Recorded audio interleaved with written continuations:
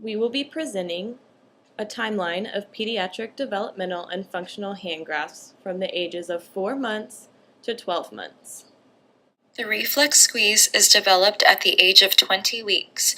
The infant begins to extend an arm toward a desired object but does not have the ability to purposefully grasp it in the hand.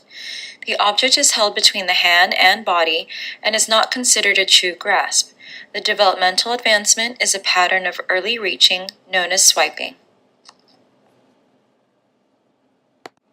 The crude palmar grasp is developed between 20 to 24 weeks. The infant reaches out with a pronated forearm and upon contact, simultaneous flexion of the fingers press the object firmly against the heel of the hand. The infant's forearm is rested on a supported surface to grasp the object, but once it is grasped, the infant is able to pick up the object and bring it to the midline for exploration. The object is held tightly and does not allow movement in the hand. It is often clumsy and unsuccessful. At this developmental advancement, the infant has built on the reflex squeeze grasp and scratching. Reflexive patterns are becoming integrated and conscious grasp is beginning to take place. The palmar grasp is developed between 20 to 28 weeks.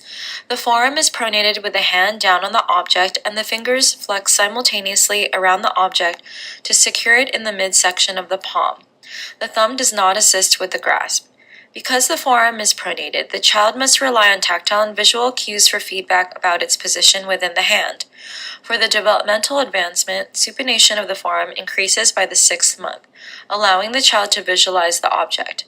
As maturation and greater motor control are gained, the radial side of the hand becomes more dominant to improve success of the grasp and foretells thumb opposition. The radial palmar grasp is developed between 24 to 32 weeks. The object is secured in the radial side of the palm. The two ulnar digits flex into the palm and acts as a stabilizer for the radial side of the hand.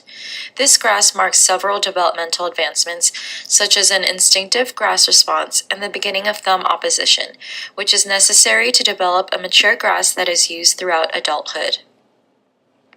The next grasp that is developed is the raking grasp, which develops from 28 to 36 weeks, or 7 to 8 months. In this grasp, the hand is positioned in a rake-like manner with all of the fingers flexed at the IP joints. The fingers, hand, and arm move as one unit to rake small objects into the palm. This may require a solid surface for support to be successful, and this grasp provides important tactile contact with objects that help stimulate sensory development. Approximately 32 to 40 weeks, a child develops 3 types of grasps: radio-digital, developmental scissors, and inferior pincer. The radio-digital grasp is characterized by thumb opposition to the radial fingers. The child's fingers begin to gain motor control as the radial side of the hand acts independently of the palm and the ulnar fingers. The developmental scissors grasp is characterized by the object being secured between the adducted thumb and radial side of the flexed index finger and mimics the action of operating a pair of scissors. The thumb takes on a more independent role in the grasping process. The inferior pincer grasp is characterized by thumb adduction and emerging opposition to secure the object against the extended index finger. An object is held proximal to the pad of the finger. This grasp represents the beginning stage of opposition. At approximately 44 to 52 weeks, a child develops 3 more types of grasps: 3-jaw chuck, pincer, and knee pincer. The 3-jaw chuck is characterized by thumb opposition to the index and middle fingers. This grasp marks the beginning of the tripod posture, which is used for writing and many other tasks.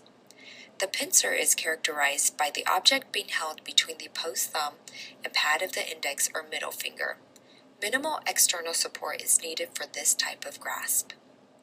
The knee pincer is characterized by the object being held between the opposed thumb and the fingertip of the index or middle finger. The child demonstrates stability and control and no longer requires support from a solid surface.